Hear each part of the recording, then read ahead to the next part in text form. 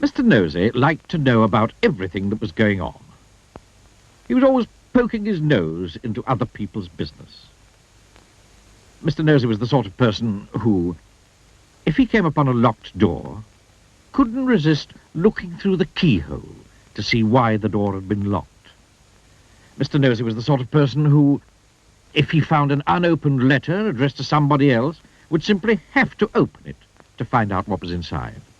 Mr. Nosey was the sort of person who, if he was sitting reading his paper on a train, would much rather read the paper of the person sitting next to him.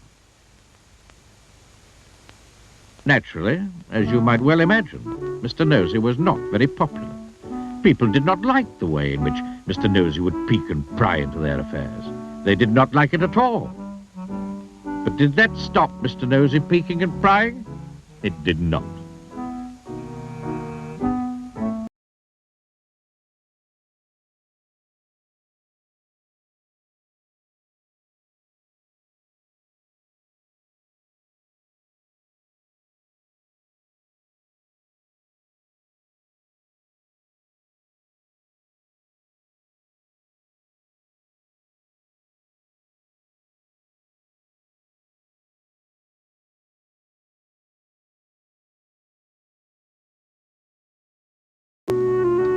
Mr. Nosey lived in a funny, tall, thin house in a place called Tittletown.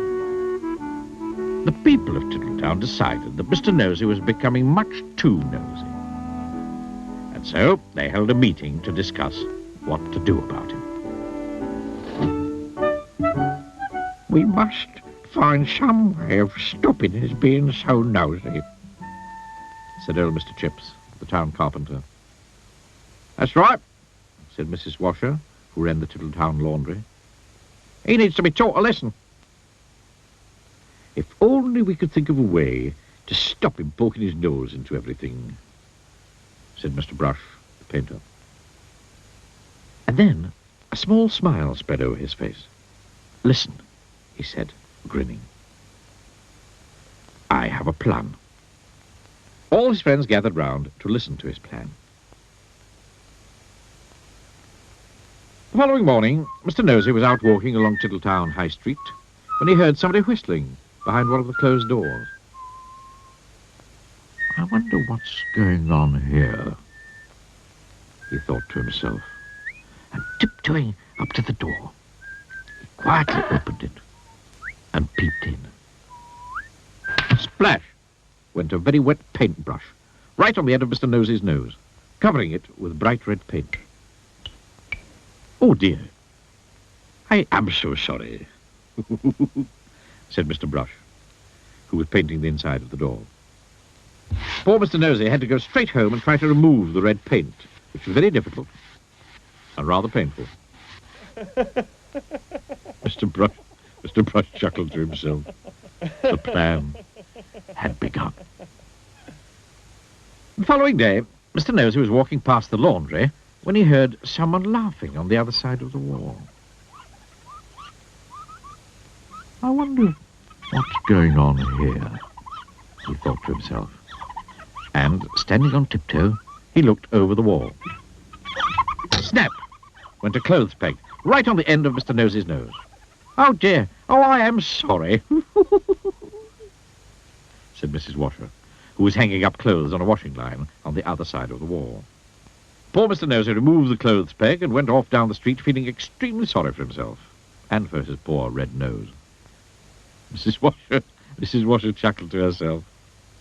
The plan was working. The next day, Mr. Nosey was going past a fence when he heard hammering. I wonder what's going on here, he thought to himself. Creeping very quietly to the end of the fence, he peeped round. Bang! Went a hammer right on the end of Mr. Nosey's nose. Oh, dear. Oh, I am sorry, said old Mr. Chips, who was nailing up a loose plank in the fence. Poor Mr. Nosey had to go home immediately and bandage his poor red sore nose. Mr. Chips grinned a broad grin.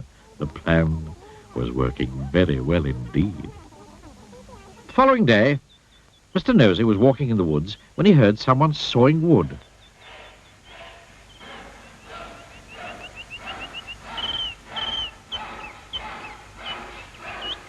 I wonder what's going on here, he thought to himself, and crept up behind a tree. He was just about to peer out from behind the tree when it suddenly occurred to him that if he did, something very nasty might happen to his nose. And so he went on his way without being nosy.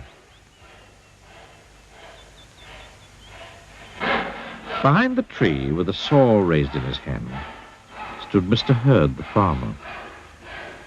When he saw that Mr. Nosey had gone on his way without being nosy, he laughed and laughed and laughed. The plan had worked.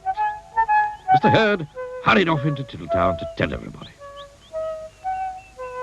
The plan really had worked, because after that Mr. Nosey stopped being nosy and soon became very good friends with everybody in Tittletown.